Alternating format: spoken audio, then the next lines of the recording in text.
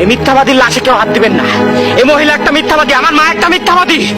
খালি আমার মা না, এই দুনিয়ার সব মা মিথ্যাবাদী, সব মা মিথ্যা কথা বলছে। এই মহিলা আমার কাছে তার অসুখের কথা গোপন করতে আমার মিথ্যা কথা কইছে। আমার 2 মুঠ ভাত বেশি খাওয়ানোর লোকে মিথ্যা কথা কইছে। আমার বাপের মায়ের রাত থেকে বাঁচানোর লোকে মিথ্যা কথা কইছে। আমার সংসারে যদি ঝগড়া না লাগে এর লোকে মিথ্যা কথা কইছে। দুনিয়ার সব মা মিথ্যাবাদী, দুনিয়ার সব মা মিথ্যাবাদী, সব মা মিথ্যা কথা কয়। জানো মিনু, পাতিলে ভাত না থাকলে দুনিয়ার সব মায়েরাই তোমার একই কথা কইবো। আমার তো খিদা নাই, বাজার থেকে ফল মিষ্টি এগুলা কিনে আনলে এরা কইবো না আমার তো ফল পছন্দ না, মিষ্টি তো আমি খাই না, এগুলো আমি খাই। মায়ের গো চোখে কান্না আসলে তুমি যদি জিজ্ঞেস করো মা কান্দো কে, কইবো না আমি কই কান্দাছি, আমার তো চোখে কি জানি একটা পড়ছে। সব মিথ্যা, খালি মিথ্যা কথা বলে। নিজের কষ্ট নিজের বুকের মধ্যে চাইপা রাখে, আর বাইরে থেকে এমন একটা ভাব ধরে যে তারা খুব সুখে আছে, খুব আনন্দে আছে। সন্তানদের কোনোদিন বুঝতে দেয় না যে তারা কষ্টে আছে। থাক, তুমি কাইন্দো না। না না, আমি কানমু কে? কার লোকে কানমু? হ্যাঁ, খারাপ মানুষের লোকে, একটা মিথ্যাবাদী মানুষের লোকে। মা জাতটাই খারাপ।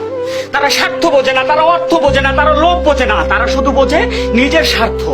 সন্তানের স্বার্থটা বোঝে, সন্তানের স্বার্থ তার কাছে সবচেয়ে বড় স্বার্থ। কানবো না, আমি একদম কানবো না। খারাপ মানুষের লোকে কানবো? পৃথিবীর সব মা গুলো খারাপ, মিথ্যাবাদী। আমার মা যেমন মিথ্যাবাদী, পৃথিবীর সব মা মিথ্যাবাদী। সন্তান ডেলিভারি হবে, এই ব্যথাটা সহ্য করতে গিয়ে অনেক মা ডেলিভারি করতে গিয়ে মারা যায়। সেটা মা জানে। আমি সন্তান পেটে রাখলে 10 মাস আমি ভালো করে খেতে পারবো না, ঘুমাইতে পারবো না, সেটা মা জানে।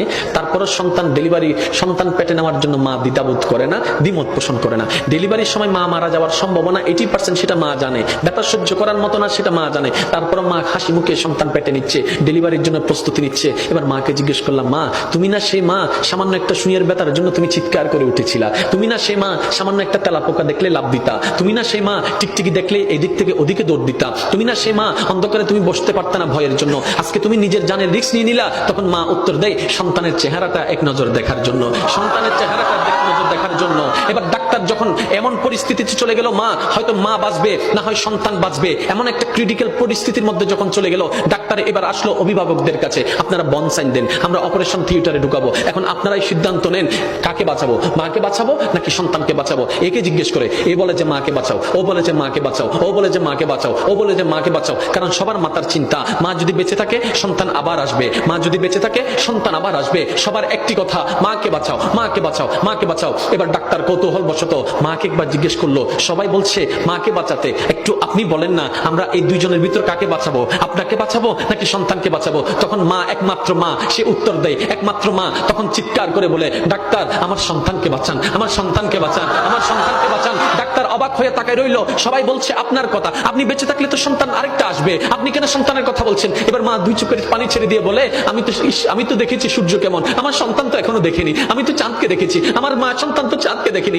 আমি তো খাবার খেয়েছি, আমার সন্তান তো এখনো খাবার খায়নি। আমি তো দুনিয়া দেখেছি, তারা তো এখনো দুনিয়া দেখেনি। আমি তো এগুলা দেখেছি, তারা তো সেগুলা দেখেনি। আমি তো এগুলা দেখেছি, তারা তো ওগুলা দেখেনি। আমি তো এগুলা খেয়েছি, তারা ওগুলা খায়নি। আমি দুনিয়া দেখেছি, আমার সন্তান এখনো দুনিয়া দেখেনি।